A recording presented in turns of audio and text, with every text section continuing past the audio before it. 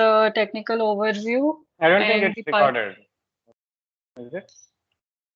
I started, right? Okay, yeah. Yeah. Yeah. So the technical overview about Data Factory, and then the pipelines that are used in our project, the webhooks, the control and the log tables that we use, and then about Azure keywords. So coming to Data Factory. So Data Factory is basically a cloud-based ETL tool that is used to create pipelines for orchestrating data or for data transformation. Okay, so we have pipelines here. A pipeline is basically used to do some work, so a unit of work. And in each pipeline, we have activities. So if I create a pipeline here I have some activities. So a set of activities which are grouped together make a pipeline. There are different types of activities and each activity does some work. So like we have copy activity, which is used to copy data from source to destination. So, and we have data sets. So basically a data set is, it represents the data structure. So whether it is the source or the destination, in what structure do you need your data? That is represented by a data set. And to connect to your source or the destination, we create linked services. So linked services are like connections. So we have different link services here. I will show you one of them. This is a Azure SQL database linked connection, link service. So this is used to connect to the Azure SQL database. Here, it will ask for an integration runtime. So basically, a integration runtime is like an infrastructure. It is kind of a network through which you will connect to your source or the destination. So there are different types of integration runtime: Azure integration runtime and self-hosted integration runtime. So Azure integration runtime is used to connect to all the Azure resources. But if you want to connect to any resource which is out of Azure, like or an on-prem SQL server or on your local system, then you use self-hosted integration runtime. Stop me if you have any questions anywhere, Archana. So self-hosted integration runtime is like a which you install into your local system and then you use it.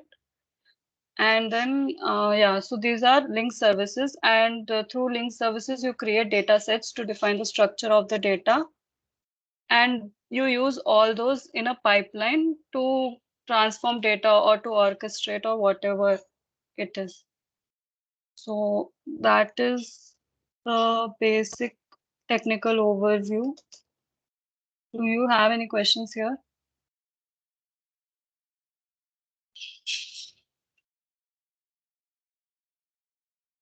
Hello.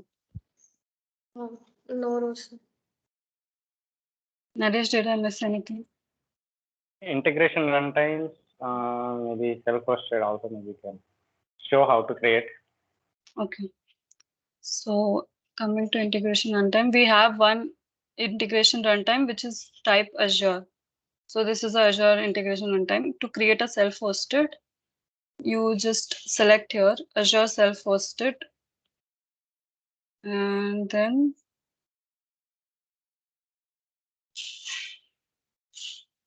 the self-hosted one. Then you give a name to your integration runtime. So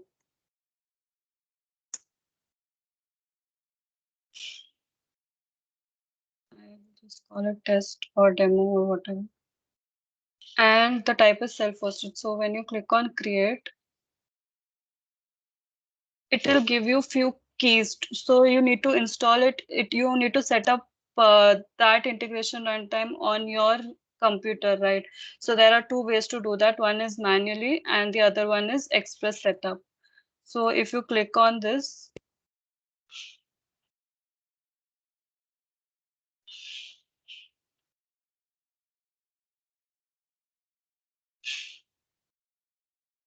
So it has installed the executable file here.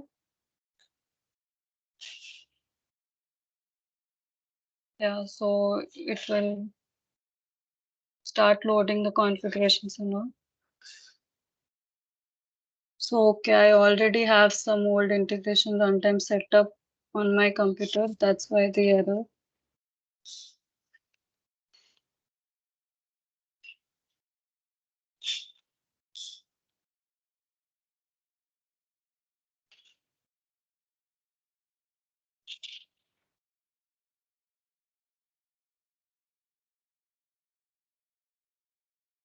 I think I'll have to delete this and then install. So yeah, that's it. When you just install it, it will just complete the installation and then you will get it like this. So Yeah, you can proceed. yeah. So that's how you create an integration runtime. Okay. And yeah, triggers. So so triggers are used to schedule your pipelines. There are different types of triggers: schedule trigger, tumbling window trigger, and event-based trigger. So schedule trigger is where you give a particular period of time. So if you want your pipeline to run every 2 hours or 3 hours or whatever, you can schedule it in that way. And event based is where the pipeline gets triggered based on some event that occurred.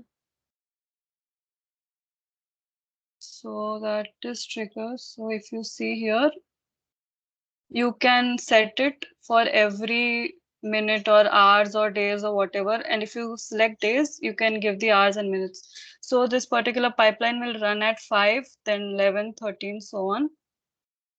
So yeah, those are triggers.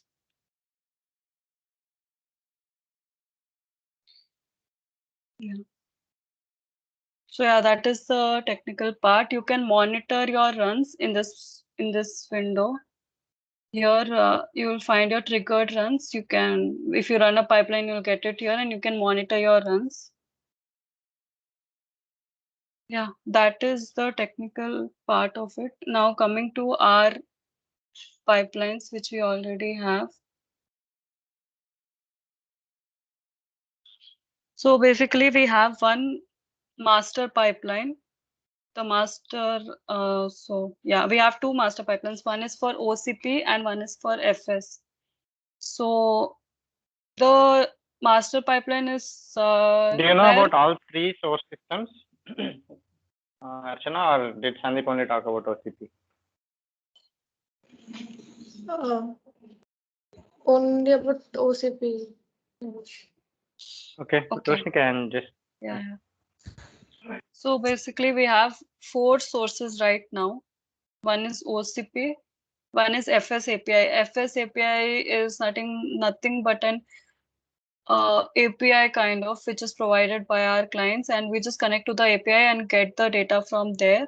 Then we have SharePoint lists and we have TFS data. So there are 4 sources right now.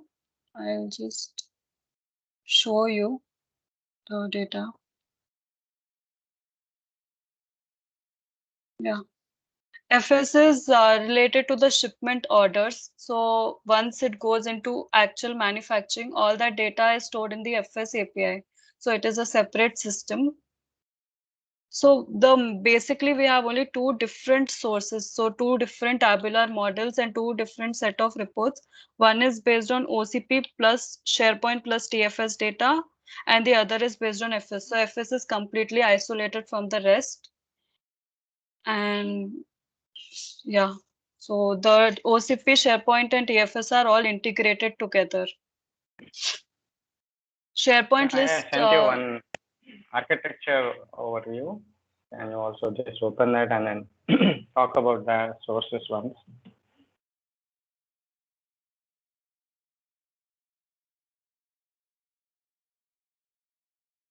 And maybe even the flow, so that she understands the flow first, and then yeah, we could have started with this. Right.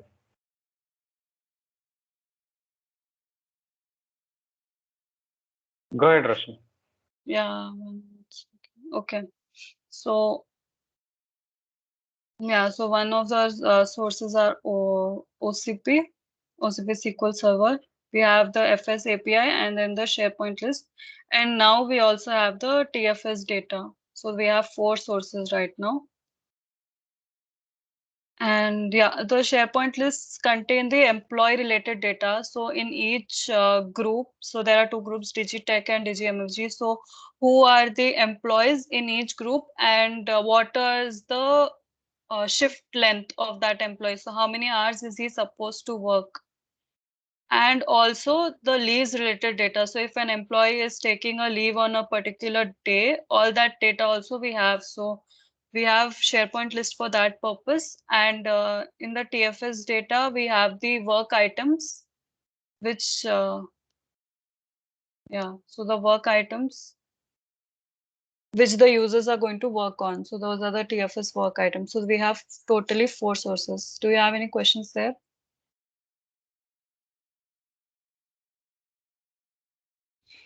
No. Okay. So our basic architecture is first we take the delta data from in each run, we take the delta data from OCP, SharePoint, and TFS, and FS, and we load it into the landing layer. So we have 3 layers in our data lake store: landing, refined, and consumption. They are like 3 blob storages there, 3 containers there. So in the landing layer, we store only the delta data for each run, and we merge the delta data with the already present data in the refined layer. So the refined layer contains the entire data, so merged with the delta data. And on top of the landing layer, we build our data warehouse. So in the consumption layer, we will build our DIMS and facts there. So the consumption layer will store the data in the form of dimensions and facts. Okay. And in the SSAS tabular model, we'll create relationships between those facts, and we'll create additional metrics or any calculated columns required. And that tabular model is connected to our Power BI reports. So that Power BI reports are built on the tabular model. Okay.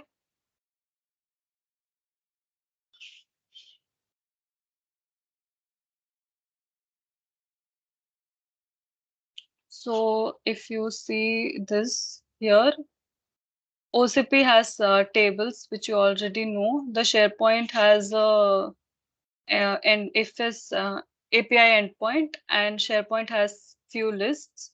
In the landing, we'll just store it as it is. So only the delta data is stored in the landing. In the refined, also it is stored as it is. And in the consumption, we build the facts and dimensions here, if you see. Yeah, Okay. when she means delta data, you understood that, right? I assume. Yeah, let me repeat it for the sake of those who listen to the video for the first time. So maybe a fresher. So each time we see, so let's say in ASP.NET users our digital model table. So if we will have in digital model table, for example, we'll have hundreds of thousands of records present in that table, and only few hundred will get modified each day, or in our case we will try and fetch the data every 2 hours. So we go to OCP database every 2 hours and try and fetch the data into our data warehousing system. So only that data that gets modified since our last successful run, only that will be fetched and then stored in landing. So why is that? We don't want to read all the data every day, even if it doesn't get modified, because we have already read it and we have it in our data warehouse. So we don't want to read it again. So we'll only go and get that data that modified in source and then put it in landing. And so what do we have in refined is same as what we have in source. So if source has 10,000 records, then refined also should have 10,000 records. What about landing? It only have that newly inserted or newly updated records in the source. So let's say only 100 of them gets modified. So in landing, we'll take the newly modified 100 inserted or updated and then put it in landing and take that 100 and merge it with the refined layer. So in refined, whatever we had earlier, we'll try and merge that information. So if there is any update, we'll update that as it is. And if there is a new insert, then we'll do that. So at the end of the run, refined should be close to OCP or should be close to source. So based on based on leaving the new changes apart. So let's say after reading the data into landing, if there are any changes, if 1 or 2 records gets updated, what happens to those? They will come in the next run for us. So until that, but whatever changes that have happened before we start fetching, so that should match with what we have in refined layer. And yeah, I think the consumption part Roshni has already explained. So we read this data and then put it into consumption layer in DINS and facts kind of a structure. What is DINS and facts is basically how we want it. I mean, so how we want it for reporting purposes. So Power BI would work well with dimensional modeling if we have facts and dimensions built, and if the table structure is in the form of star or snowflake, yeah, as much as possible, we have to get it in the star format. So we can maybe probably talk about all of that in the future, but yeah, understand that this follows dimensional modeling, and we transform the data in the consumption layer. But yeah, defined is same as source. Landing is just the modified data that we fetch from source. That's it. And each source will be different. Will be different in the sense the way we read the data, and the amount of data that is stored in source is also like different for us. Like from source, say from OCP, also like the way we deal with few tables is like, let's say digital model table in our case is huge. Sales order table is huge and it's transactional. Only few records gets modified every day or every minute. But when it comes to say enum order type or enum order state, enum model type, model state, so all of these are very small tables with like say less than 50 records in all of them, right? So fetching only 1 or 2 modified records and then saving it in landing and then merging it to refine. So it is a huge computing process. So we just don't want to do that. So in that case, what do we do? Instead of reading the delta data from those tables, like in a model type, in a model state, or there are few tables which are like master tables, which doesn't get modified very often. So for all of them, and the size of the data is also very less. So for those, we perform a full load. Like we take the complete data from OCP, put it in landing, and we take that as it is and then replace the refined data. So we don't merge that data with refined, we replace the refined data.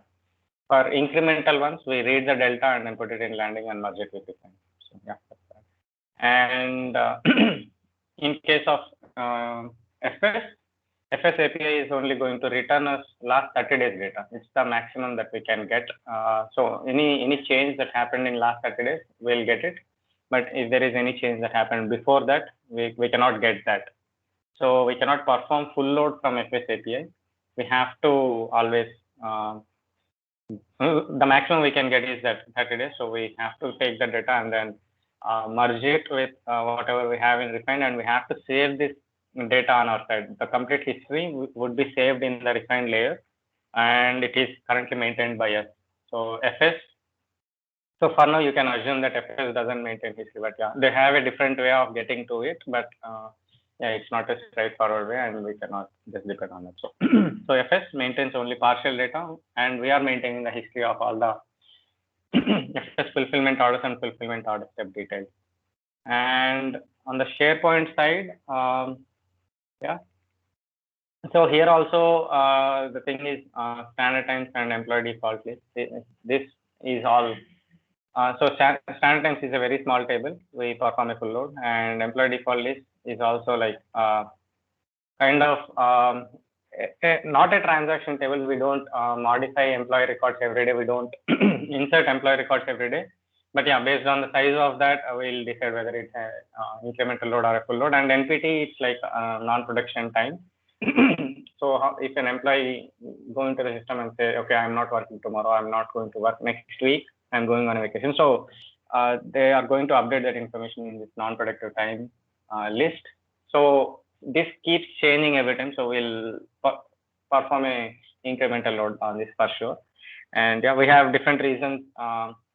Actually, we maintain history of non-production time also in our system. That's because of a different reason. But yeah, in each of these three, the thing is, there are three things that you have to understand. So what can be okay? What is I mean, on what object do we perform a full load on every run?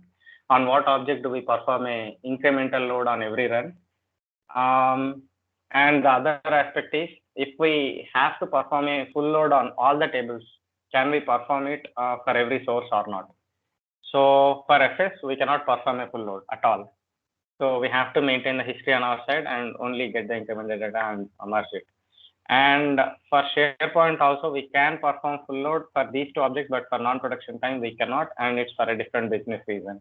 And from OCP also, we can perform full load. Like when I say full load, it's like we can remove all the data from refined and then read everything from OCP and then put it in refined. We can do that, but only for almost all the tables except for one table that we maintain in consumption layer, yeah, which is coming from OCP. So there we have to maintain history of that. So there, I mean, basically you have to understand, do we maintain history anywhere? Okay, yeah. Do we maintain history on our side, or do we have everything on OCP, and can we perform a full load on that or not? Is something that you have to understand. And on an incremental basis, on every run basis, what is what is full loaded and what is incremental loaded is something that you have to understand. I think, yeah, question, it took some time. Okay, continue. Yeah. So that is related to the sources and how we are storing the data. So coming to where we are using Data Factory for what? We are using Data Factory only for orchestration purpose. So all the data movement is done through Databricks. But only for FS API, the movement of data from the API to landing is done using Data Factory. Okay. You'll understand once I show you the pipelines. So coming to the pipelines, as I told you, there are basically two different sources. One source is containing the data integrated through from OCP, SharePoint and TFS, and the other source is FS. Okay. So we have two master pipelines. One is for FS and one is for OCP. And this pipeline, you see here, we have a parameter called as source target.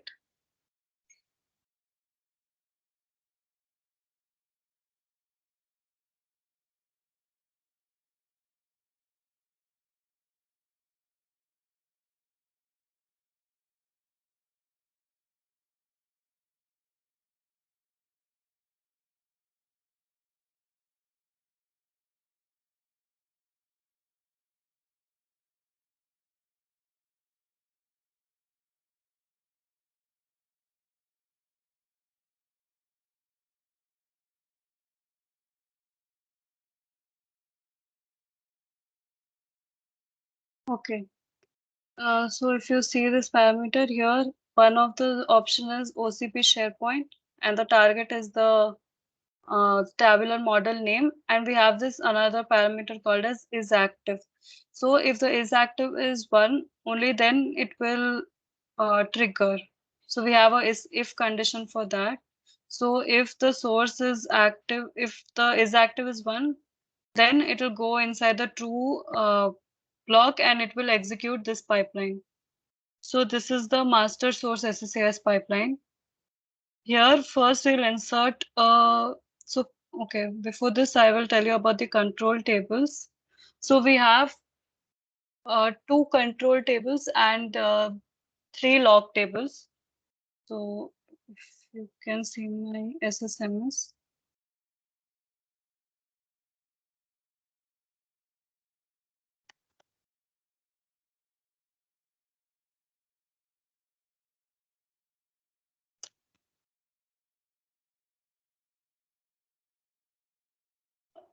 Yeah. So there is one etl.object config where we will store all the data related to which tables we want to pull into our landing layer. So all the names of the tables will be stored in etl.object config. And in DW etl.object config, we will store the names of the facts and the dimensions. So the fact and dimension related data is The way stored there. we deal with that is, so the ETL that we have here, it's kind of a metadata driven ETL. We are not going to, let's say from OCP, Oral Care Cloud Database, if we have to fetch one more table, we are not going to write new copy activities, or in Databricks, we are not going to write new notebooks to read and load the data into landing. It has to happen in an automated way. So what do we do on our side is we save that information. So we save some information like what table should I fetch from source, and where should I save it in landing, and where should I save it in defined, and where should I put it, and should I do that in an incremental way, or should I read that in a full fashion, is what we'll store in this metadata table. So if you read only the object config table, so the first one, what we have here is source system. So we have, so can you scroll down, Roshni? So if you look at the second column, OCP is one source, FS is another source, capacity, that's SharePoint source, and TFS is another source. From each of these sources, we fetch some table. So schema is basically from from OCP, it acts as the schema of the table, and from SharePoint, it acts as the API using which we have to read the data. And TFS also use the API using which we have to read the data. And on the, maybe for FS also, we can place that info. The API that should be used for reading the data, we'll probably do that soon. And on the source object side, we'll maintain the, for a DB, we maintain the table that should be fetched, and for the API sources, we will maintain the endpoint that should be called. So rest of that URL will give us, where to, what to hit. But yeah, this is the endpoint that differs between all three. Like from that SharePoint, read standard times list versus non-production time list versus employee default list. And yeah, and object size, maybe we can talk about that soon. Columns, key columns is what is the grain of the table. So at what level do we have uniqueness? So if we consider any of these, say on node table, node GID is the unique column, and yeah, so user feedback GID, and ASP.NET Roles ID is uniqueness. And so so there can be some places where we can have multiple columns should be used as uniqueness, for as a grain in case of fulfillment order step. Yeah, or so yeah, in case of fulfillment order step, it's like fulfillment GID plus step plus status plus time is timestamp is going to give us that grain. So we have to use all these columns for performing our joins in our landing and refine layers, where some of the code is written in a generic fashion. And then we'll talk about object size at the end. So landing path, landing object, refined path, and refined object is like in where should I put this file? So after I read this data, where should I keep the delta in landing? We'll maintain it there. And where should I maintain the refined file? Again, the same thing. After merging that information, where should I put it? So once we feed that, let's say if from OCP, if I have to read a new table, say I don't have a Lego table, but I want to read Lego table tomorrow. Then all I need to do is insert a record in this saying, okay, from OCP source system, DBO is the schema and Lego is the table, and take that and then put it in this landing path and refined path, and read that in an incremental fashion. Then yeah, at least till refined, we'll get that file. So okay, so in this, the incremental column that will either have a 0 or 1, which means do we do that in an incremental fashion or full load fashion? So if you see for small tables like say yeah, enum real order reason, enum material type, enum node type. These are the small tables. So on these, we don't perform incremental load. Like we don't go and check what changed and take that change data and then put it in landing and then try and merge it with refine. We don't do all of that. We just take the complete data from source and then put it in landing as it is and then replace that refined file with whatever we read. And for big tables or at least the transaction tables where there can be changes, like say if you see this dim date table, it doesn't change very often. We will only run it. So dim date is somewhere down, Roshni. So yeah, that only changes like once a month. But the reason why we don't perform a full load is because it has more than 10 years of date record. So we just don't want to perform a full load on that. It will be like too much data to move on every run, so we don't do that. It's all decided based on how we want to deal with that particular table.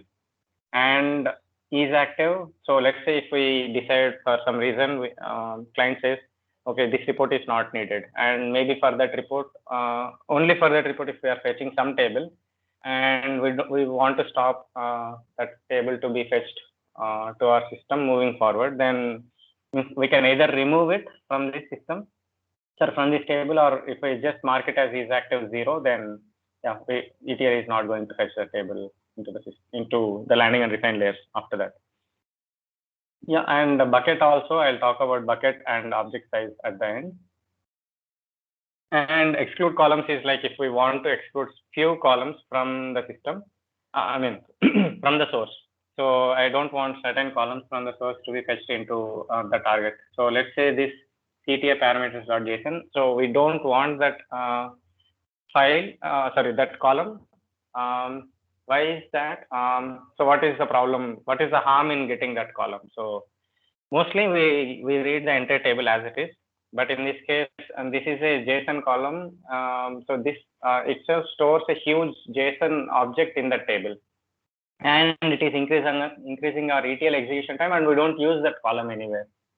So yeah, so we just decided that okay, let's not fetch that column, and it actually drastically reduces the amount of time that our ETL takes. So in case if in the future we decide that okay, let's not fetch few columns, this is the place where we'll have to set that configuration.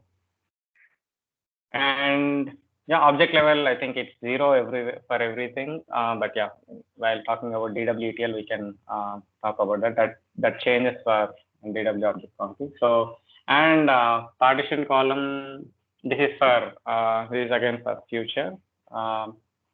I think Shintan is still implementing this piece. So it's like on the Azure Data Lake side. So on what column should we, while writing data to refine data lake, using what column should I partition the data? Is what it basically means. Yeah, but this is where we set the configuration. We can look at that code. Maybe once we look at the code, it will help you understand stuff better. Okay. Can you run that DWETL config also? So okay, here we while talking about while going through the PPT, we spoke about 3 different layers: landing, refined, and consumption, right? So and in the object config, we're only talking about landing path and object name, and refined path and object name. What about consumption? So that information gets saved here in this DWETL config, ETL object config, where we are going to maintain like what are the tables that we have and what notebook should I run. So what Databricks notebook should I run to populate that particular, say, dim dental case table or dim model state table, dim model type, all of that. So where do we find that? In consumption. So yeah, where do we save this particular file is also mentioned here, like the object path. You can read it as consumption object path and consumption object name. And object level is like, say, while running the ETL, we have some dependency, like in our case, without populating the dimension tables, we cannot populate the fact table. If we take this into some data, I mean, some proper relational database kind of a structure, then only after populating the DIMs we can populate facts. Actually, even without that also, like say in our case, DIM order type, we have a table, right? So if we take all the order types and then place it there, we actually give a new key column to each of the dimensions, and that key column is used in the fact. So we have to populate the dimension first, get the key, and then while populating the fact, we have to use the key. So we will have such dependencies. Roshni, if you have that, that Word document with you, you can, if you open that, the optimization Word document. Yeah. I think it should.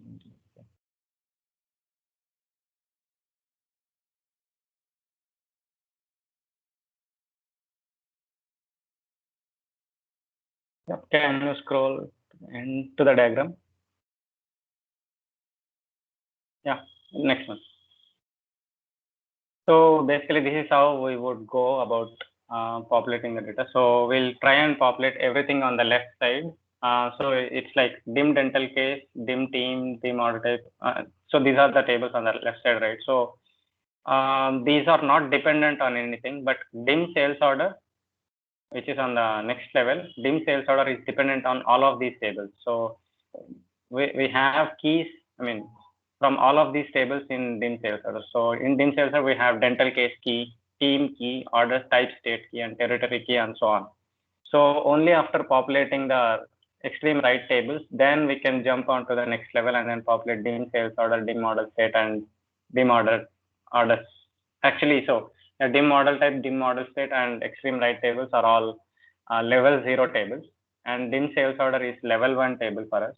And the next one would be facts.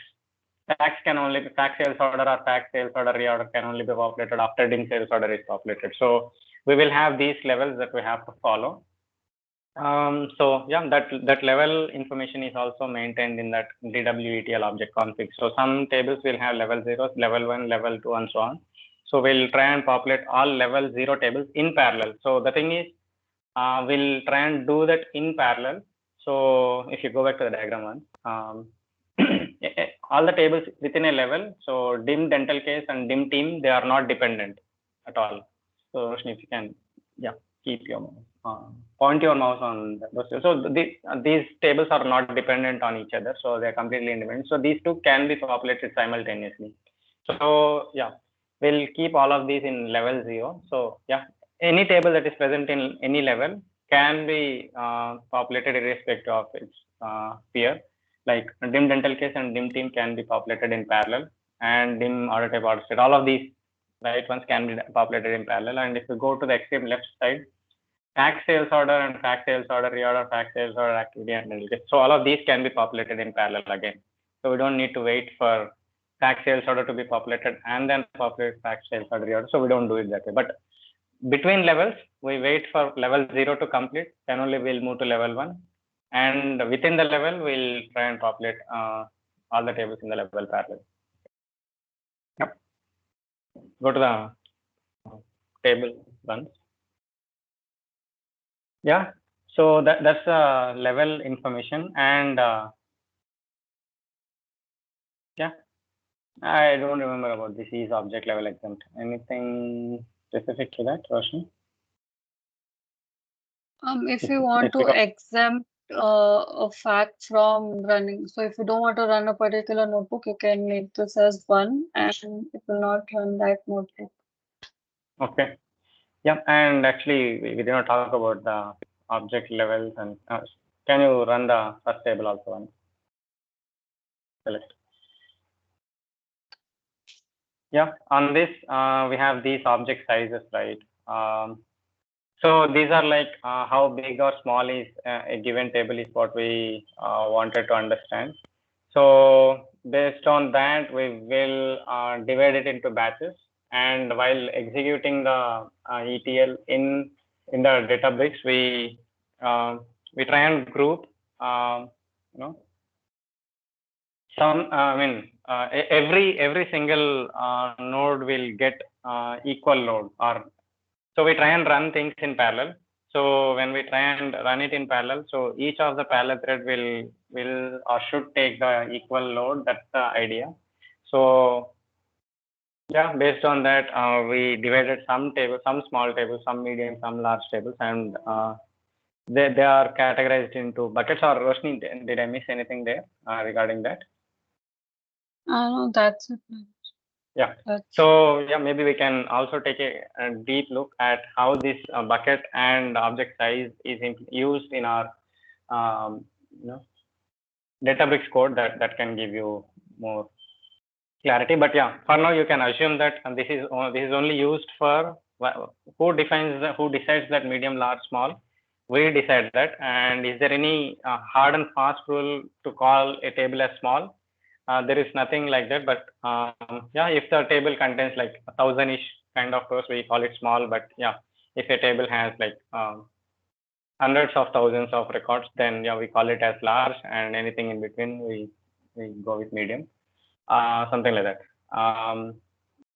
And yeah, bucket number, it is also again something that we have used when we were using Data Factory a lot. Yeah, maybe in Databricks also we are using it. We'll get that clarity once we look at the Databricks code. Okay. yeah. So these are the control tables, and we have log tables to store the logs for each pipeline run. So we have So log yeah, control. Santosh or Archana, if you have any questions, please try and stop us and you can post that. Okay, go ahead, Rosh. Sorry, Naresh. Yeah, Santosh, you have any question? No. Actually, I joined like 5-10 minutes before. It's okay, we are recording the session anyway. You can visit that. That's fine. I understand.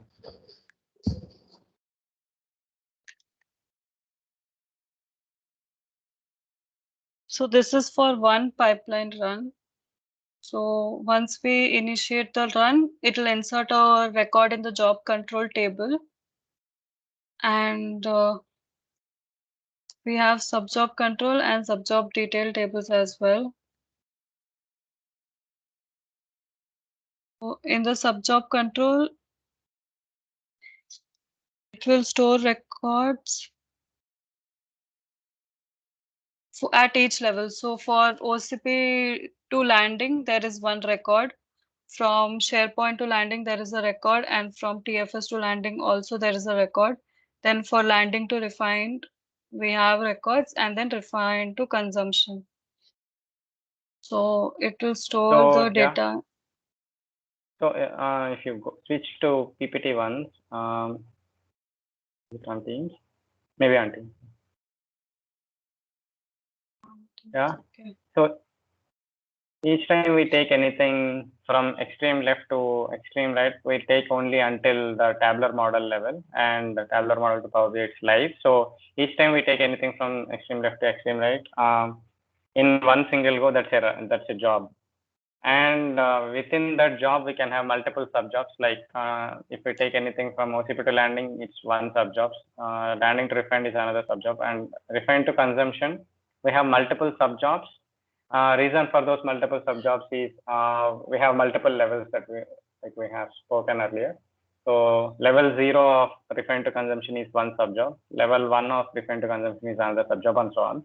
And from consumption to analysis service is another subjob. So once we finish all of these subjobs, we are done with our job. So, and within subjob, we'll have multiple tables or objects to populate. So if we talk about OCP to landing, that will get finished. So okay, in between OCP to landing, we take sales order table, digital model table, ENA order type order state table, bin table, and so on. So we have so many tables that we have to take, right? So yeah, table is the least level, subjob is the next level, and job is the highest level. So yeah, each time we start our ETL, we insert a record in job table, and if we start one subjob, one process in between two systems, then yeah, we call that as a subjob, and we insert a record in that subjob table. saying, okay, we started with that. And when the job is started, we say, okay, at this time the job got started, and next time we go and insert a record into the subjob table, saying, okay, this subjob got started at this time, and it's currently in progress state. And we start fetching each table, and that information is maintained in subjob detail. Maybe Roshni can show that also. Yeah, once we populate all the subjobs, all the individual tables.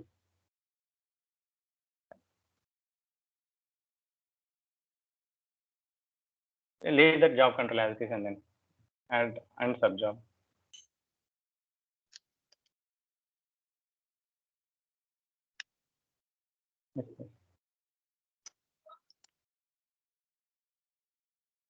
Okay, so within a single subjob, we'll have multiple tables to populate, right? So once we start with any of the table, we say, okay, this table is currently in an in progress state and it started at this time. So once we are done populating the table, we say, okay, the table got completed and we finished at this time. And this is the table name and so on, right? So yeah, if we have to if we find while populating the table, if we identify an error, we say, okay, subjob detail error. Currently we see all nulls there, but yeah, in case if there is an error, we populate that error information in that subjob detail error column. And in that case, we'll also mark the status as failed. Instead of completed, we mark it as failed. Yeah, that's how it goes. So once we are done with all the tables, then we go back to the subjob saying, okay, subjob got completed. And this is the time at which it got completed. So yeah, can you run that also? So Naresh, here subjob means I mean lowest level pipeline, the data packet, or else any database notebooks or else. It's just logical. It's nothing related. It has nothing related to data factory or Databricks. It is the way we architected the solution. Okay. Yeah. So we wanted to keep track of how much time our systems are taking, and also to group the information. You know, so okay. So if we look at the subjob table alone, then we will be able to identify where is the error.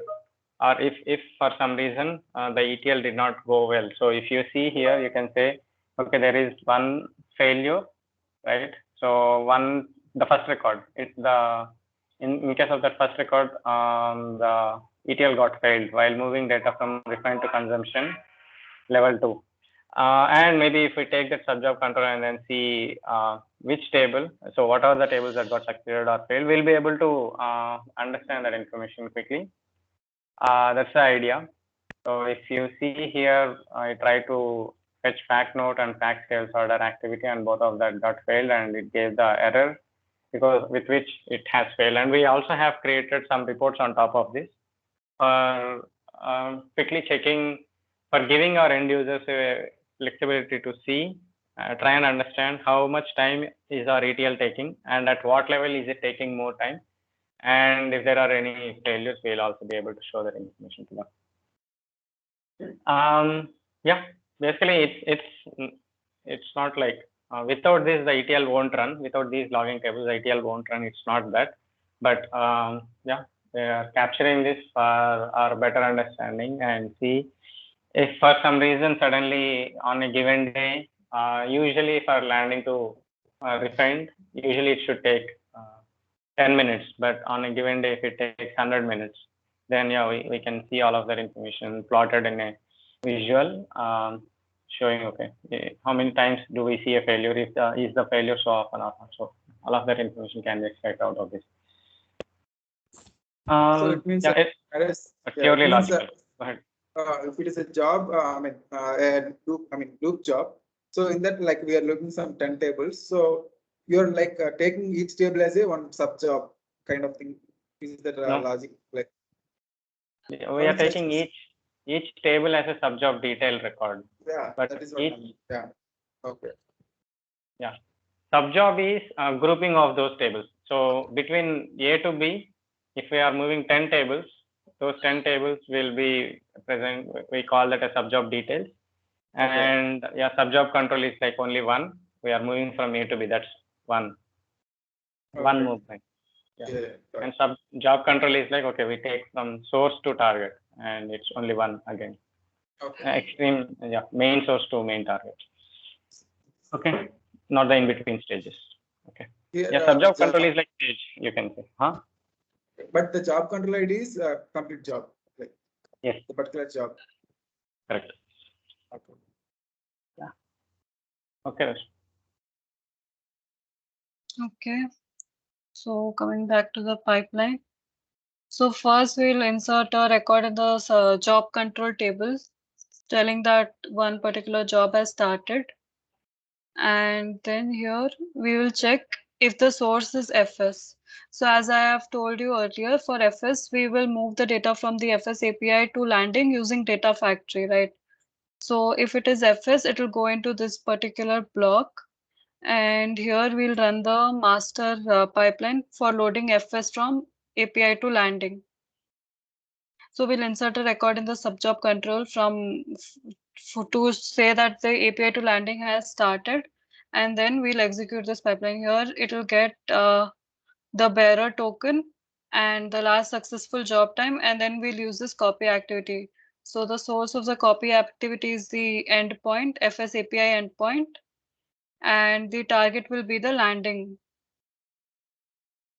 So we'll move the data from API to landing using this copy activity, and then we'll update the subjob detail, the subjob control, and then we'll come back and update the subjob control. If there is an error, then we'll send a failure email over here.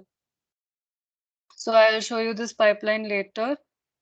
And once this is done, we'll get the file size of that file in landing, and then we'll set it. So once we get the file size of FS API, we will come to this particular activity. So once this is successful, we'll move on to this one. Here we'll check that if the source is API, if the source is OCP, or if the FS landing size is greater than 3. So we should not have an empty file in landing. If there is an empty file in landing for FS, then we will not run this, but we will not go and into this true block. We'll just move on. And if the file size is greater than 3, or if the source is OCP, then we'll go into this one and we'll execute our Databricks. So here, this is a notebook activity, and here we'll give the path of that particular notebook and the parameters with whatever are required for that notebook. We'll mention all that here. So it will execute this one, and it will call the particular notebook given in this path. So in our Databricks, we will move the entire data till consumption. So once the notebook is executed successfully, so once the notebook execution is done, if it failed, then we'll again execute the email pipeline and we'll send a mail saying that it failed, or else we will get the total failed jobs. So in that job control table, we will check if there are any failures or if all the jobs are successful in the subjob control.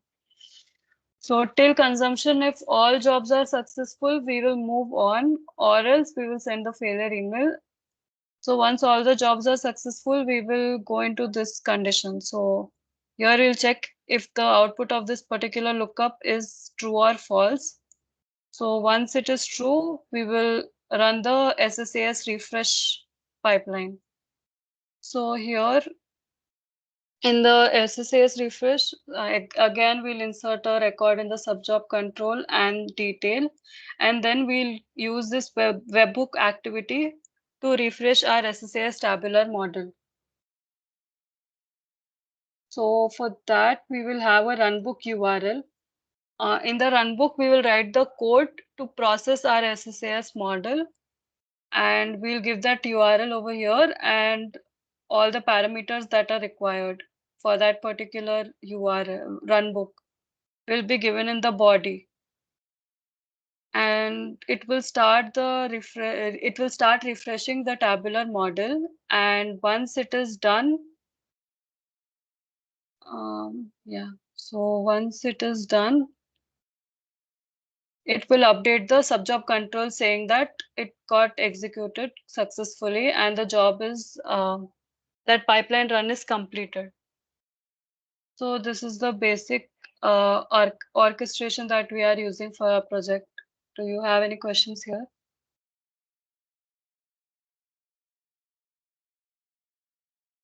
So go to the PPT once, Roshni. Yeah. Okay. So yeah, basically OCP to landing, only for FS we use Data Factory. Else, we directly call Databricks. Databricks will perform, sorry, okay. FS to landing is the only thing where we use Data Factory. But yeah, apart from that, we use Databricks for all the movements. So OCP to landing, SharePoint to landing, TFS to landing is Databricks. Landing to refined all is Databricks. Refined to consumption, Databricks. So yeah, everything else, all of that will be taken care in Databricks. We'll see that once we are talking about Databricks. But yeah, so Data Factory, what does it do? For if it is FS, it will load the data into landing and then call Databricks, right? And Yes. once it is done, once Databricks returns something, then it will check if all the tables are populated correctly or not. If it notices, okay, something got failed, then there is no point in continuing. So it was not able to successfully populate fact sales order or fact digital model, or it was not able to take anything into landing or refined itself. Yeah, what we have to do. So okay, there is an error in Databricks. Yeah. We have noticed that and we need to send an email saying, okay, there is an error. But yeah, if there is no error, if everything got succeeded until consumption, then Data Factory should then initiate this process. Okay, tabular model you have to process. Tabular model should be processed, and we actually do it through an automation account. So yeah, Data Factory will initiate the automation account will process tabular model, and that's it. So if tabular model is also successful, then yeah, we say, okay, job is completed, and mark that job as completed and populate the end time. Then yeah, that's the end of the story of the ETL. So at least on the high level orchestration side, this diagram and Data Factory should be aligned, except that where do we do what steps? Yeah, you can probably take a look at the Data Factory pipelines today once and see if you have any questions. So another thing is only for FS, we have a separate pipeline, and for OCP, SharePoint and TFS, okay, not like separate pipeline, but yeah, FS can be ran individually, but TFS or SharePoint cannot be ran individually. It has to get executed with OCP combined. And the reason for that is there are some reports on our Power BI side, say example 49th report, where we show some of the OCP data and some of the SharePoint data. And in report number 50, we show data from OCP, data from SharePoint, and data from TFS all together. So in those cases, if only one source is refreshed and other sources are not refreshed, it doesn't make sense. It would end up showing, okay, these employees are working, but how much work did they finish? If we don't read OCP data, we would show, okay, they did not do anything at all, which is not right. So yeah, if we fetch, if I have to fetch, or if I have to process SharePoint or TFS or OCP, all three has to go together.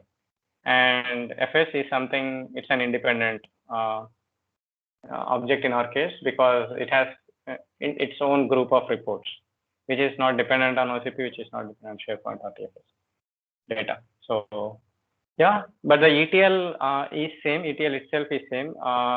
Yeah, we have two different triggers, one for triggering FS and one for triggering OCP. Yeah, that's it. And yeah, anything else should we discuss there, Roshni? You can, sorry, go ahead. Yeah, I think that's it, and we can discuss about the QA pipelines once. Yeah. Okay. So there are no questions regarding this ETL pipeline, right? So Archana, are you clear? I mean, Yes, Did you get Gopal. what they're saying? Okay. Yes. Yeah. Yeah, you'll get a feel of it once you open the reports or once you open the pipelines or triggers and see. Yeah. So I mean, have you gone through SQL training in ICS, Archana? Yes, Gopal. So I mean, to put it in a simple terms, like each pipeline, what it is, I mean, what Roshni is showing currently, each pipeline we are going to deal with a small amount of activity. Okay.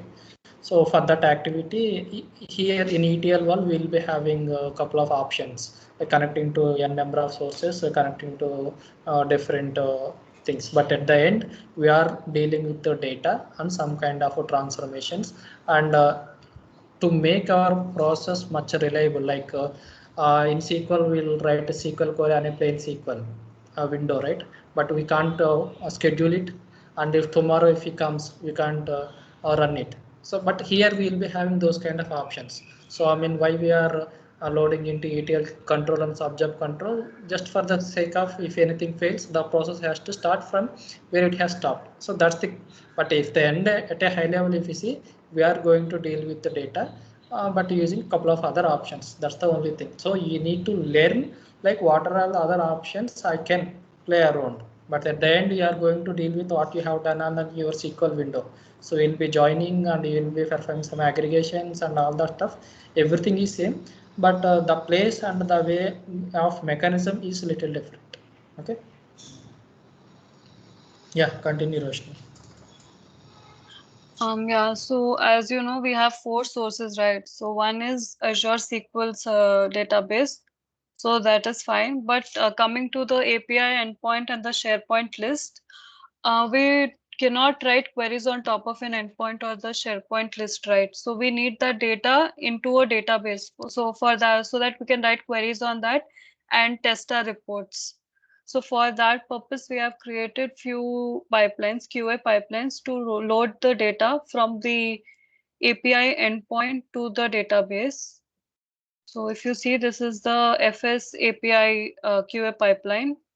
Here, the source will be the API endpoint and the target will be our SQL database. So just look at this once. It is quite simple, straightforward. You will understand it. If you have any questions, you can ask me later on. So yeah. So this is for the FS API, and we have similar pipelines for SharePoint and for the TFS as well. They all are quite straightforward. But coming to SharePoint, we have 3 SharePoint lists, and in SharePoint, at once we give the URL, we will get a max of 100 records by default, and we can give in our query how many records we want at one go. So we use the top operator and we can give it over here after these items. By default, we'll get only 100 items, and we will get a next link to get the next 100. So here we have written a pipeline till until. So until there is a next link available in the output, it will keep running this loop. It is kind of a loop, and inside we have activities. So again, this is a simple copy activity where the source is the SharePoint endpoint and the target is the database. So yeah, just look at these 3 QA pipelines. They are straightforward only. If you have any doubts or any questions, you can ask me once you look at it. Okay, Roshni. Yeah. So I think I have covered almost everything. Naresh, did I miss anything, or do I need to talk about anything? Maybe you can talk about monitor once. Say in case if we see a failure, what do we do and how do we navigate? Yeah. Something that we can probably show. I'll show it on Dev2. We have not run any. We don't have any runs in the dev environment. So if you see here, this is the monitor pane or the tab. And once you trigger a pipeline, you can see the run going on over here in the monitor part, and you can monitor the run, if it, how is it going and whatever. So here, if you see this particular run, this is triggered by the trigger which we have already created. So you can go here and you can see how the pipeline is executing. So it has gone into the for each, it has executed the if condition, and it has started the execution of the inner pipeline. You will get the pipeline run ID over here. If you click on this, it will navigate you to the inner pipeline which got triggered over there. And here you can see all the activities and the outputs. So if it is succeeded or failed, what is the duration it took and when it started. So if you see here, it started, and here if you see, this is the load source consumption, the notebook activity. So if you want to know how what is the notebook that is getting executed and what is the progress there, if you need to click on this and you can get the page URL. So if you click on this, it will go to that run, and you can monitor the notebook run over there. And you can see if there are any failures, where that particular failure has occurred. So yeah,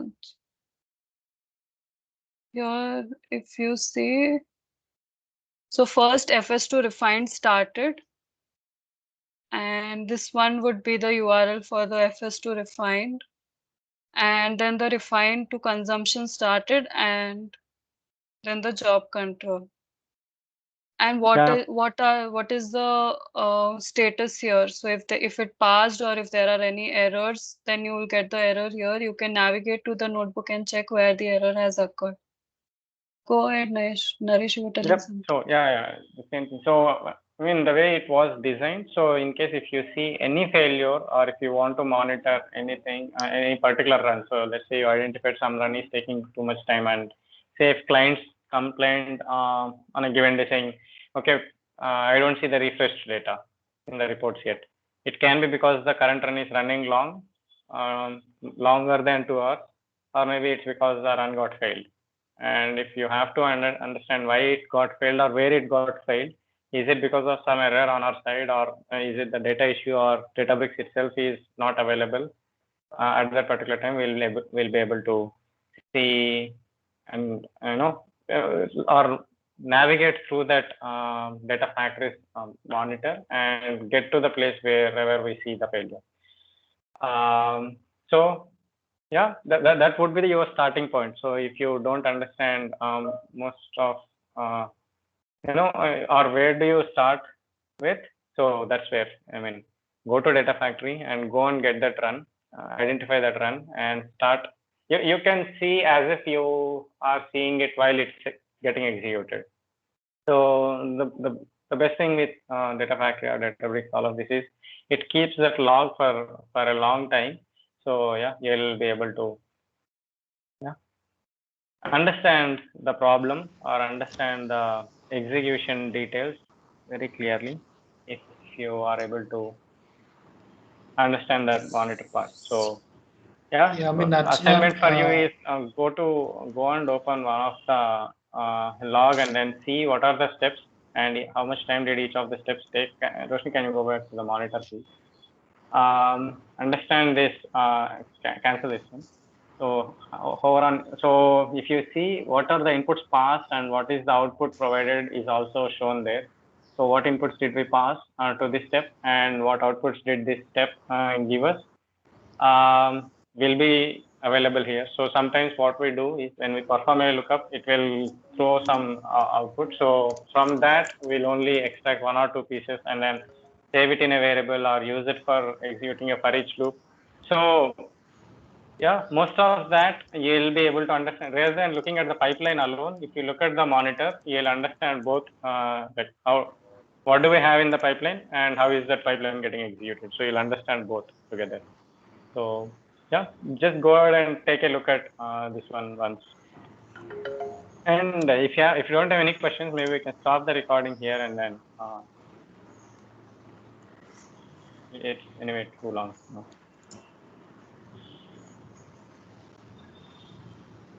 Archana or Santosh, any questions? Naresh, can you go to the architecture diagrams?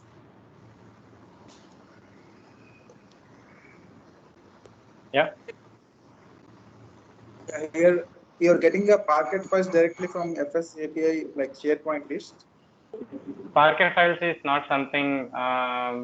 Okay, it's like in any of the ETL tools, right? So you will read it any form. So it's not like, let's say if we say read from a database and write it in a CSV, it doesn't mean that we are storing data in the source in CSV format, right? So source has tables, and when we in the target we are writing it in CSV format. Same thing.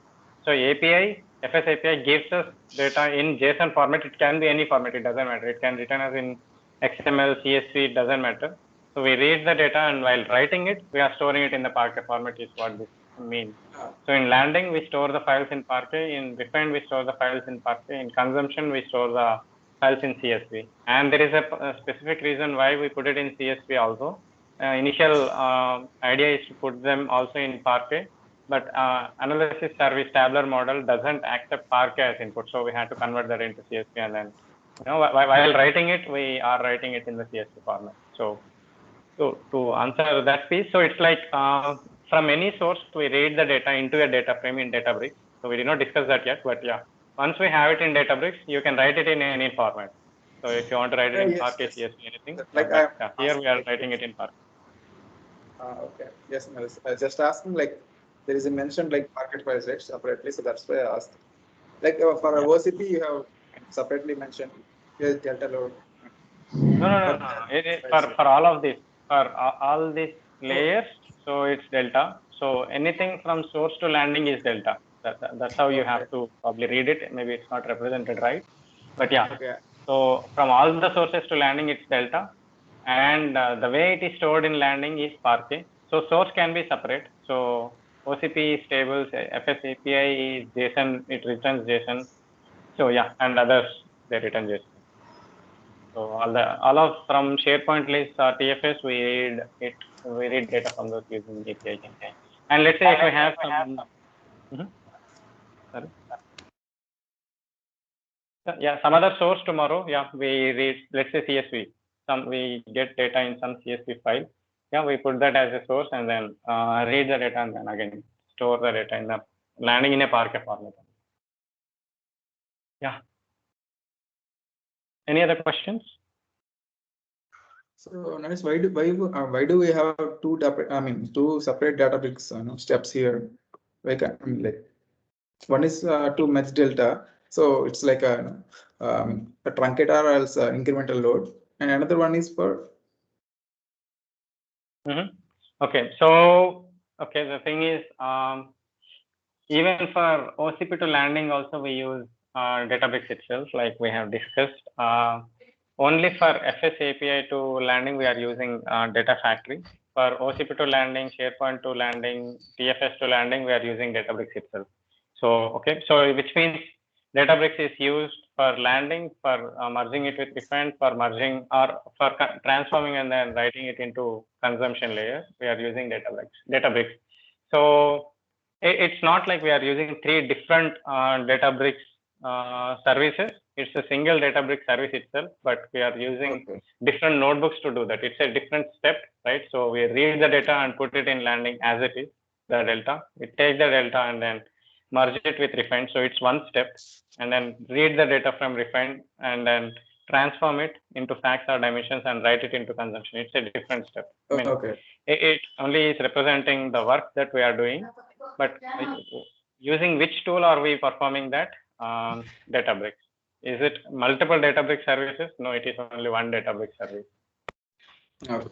Which has multiple notebooks. The picture, I thought like they have, started to some. Yeah, even as you have brought that point up, the landing, refined, consumption. These three are three different. These three are not three different data lake resources. It's only one data lake resource, And within that data lake resource, we have landing as a container, refined as a container, and consumption as a separate container. So you can assume them to be folders on an Yes. on-prem Yes, environment. I got it. Yeah, I thought like we can do some merging data and we can directly write the files in, it is a single step. So there I have seen 2 steps. So that's why maybe I thought it was a 2 stages of like doing things. Yeah, First it is is 2 stages itself. But yeah, one resource, multiple notebooks, multiple stages. okay. Yeah. Any other questions? So what is that last tabular model?